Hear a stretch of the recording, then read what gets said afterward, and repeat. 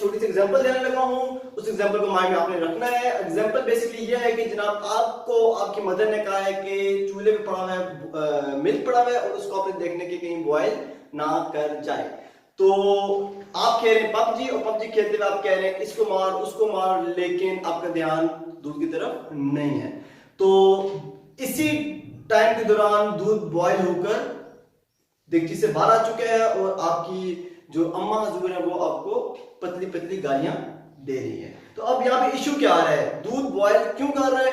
Basically temperature उसके नीचे तेज हो चुका था। टेम्परेचर तेज होने की वजह से उसके मॉलिक्यूल्स हिलना शुरू हो चुके थे। मॉलिक्यूल्स हिलने को कहते होते हैं काइनेटिक एनर्जी बढ़ना शुरू हो चुकी थी। तो काइनेटिक एनर्जी बढ़ने की वजह से उसके मॉलिक्यूल्स आपस में भी टकरा रहे हैं और देगची के साथ या दीवार ऑफ कंटेनर से भी टकरा रहे हैं। तो टेम्परेचर इंक्रीज हुआ, as a result kinetic energy of molecules increase हो गई, जिसकी वजह से मॉलिक्यूल्स की कोलिजन स्टार्ट हो चुकी है। मॉलिक्यूल्स टकराना शुरू हो चुके हैं। मॉलिक्यूल्स आपस में भी टकराएंगे और जो आपस में भी और दीवार से भी टकराएंगे। मॉलिक्यूल्स की कोलिजन हुई है, कोलिजन बिटवीन मॉलिक्यूल्स हो रही है और with the wall of container. क्या था इशू? ओके। तो यहां बेसिकली इसकी वजह से क्या होगा, जब मॉलिक्यूल्स टकराएंगे तो एयर प्रेशर अप्लाई करेंगे आउटवर्ड डायरेक्शन में। आउटवर्ड डायरेक्शन में प्रेशर अप्लाई करते हुए ये मॉलिक्यूल्स वॉल्यूम को इंक्रीज कर देंगे।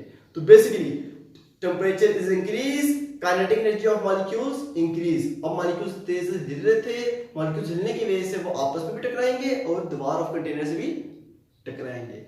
अब क्या करेंगे, कोशिश करेंगे फैलने की, और फैलते फैलते उन्होंने वॉल्यूम को इंक्रीज कर देंगे। तो दिस मींस कि टेम्परेचर इंक्रीज करने की वजह से kinetic energy of molecules increase होती है, जिसकी वजह से मॉलिक्यूल्स आपस में टकराते हैं और कंटेनर की दीवार से भी टकराते हैं। उसके बाद बेसिकली प्रेशर इंक्रीज होता है इन आउटवर्ड डायरेक्शन, और जिसकी वजह से वॉल्यूम इंक्रीज हो जाता है और जिसकी वजह से दूध उबलकर बाहर आ जाता है।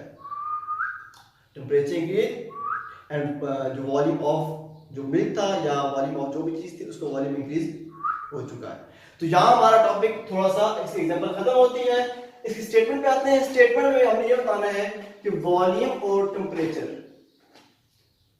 टेम्परेचर बढ़ाया था हमने, चूल्हे के नीचे आग हमने तेज की थी, तो उसकी वजह से वॉल्यूम भी क्या हो गया था, बढ़ गया था। तो दिस मींस टेम्परेचर इंक्रीज तो वॉल्यूम भी इंक्रीज।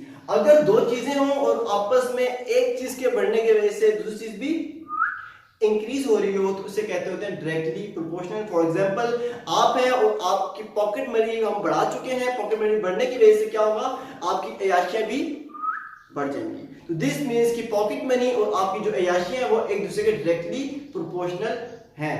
तो सेम लाइक दैट यहां पे टेम्परेचर इंक्रीज हुआ था, टेम्परेचर इंक्रीज करने की वजह से वॉल्यूम भी बढ़ चुका है। याद है मसला?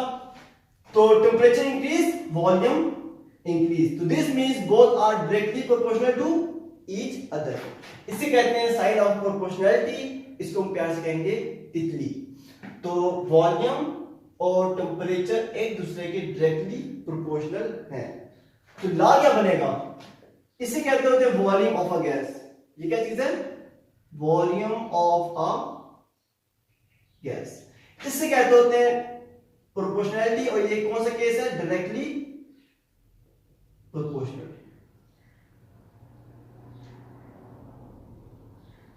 V for volume of a gas, इसे कहते हैं डायरेक्टली प्रोपोर्शनल। तो volume of a gas is directly proportional to किसके, ये क्या चीज है,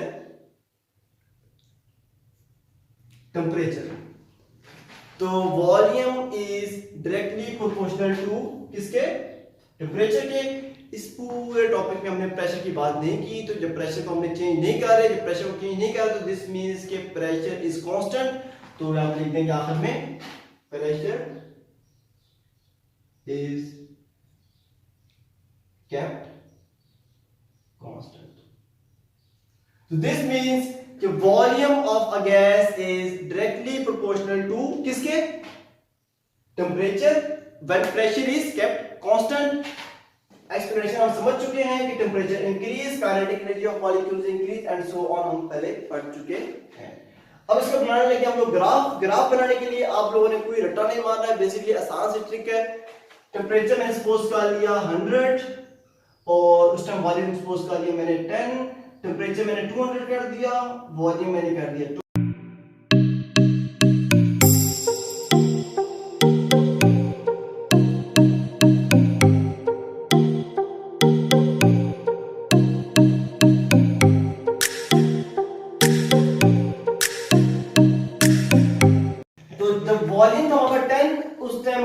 टेम्परेचर था 100। 10 पे कितना वॉल्यूम है, 10 पे कितना टेम्परेचर है 100। 20 पे कितना है 200 और 30 पे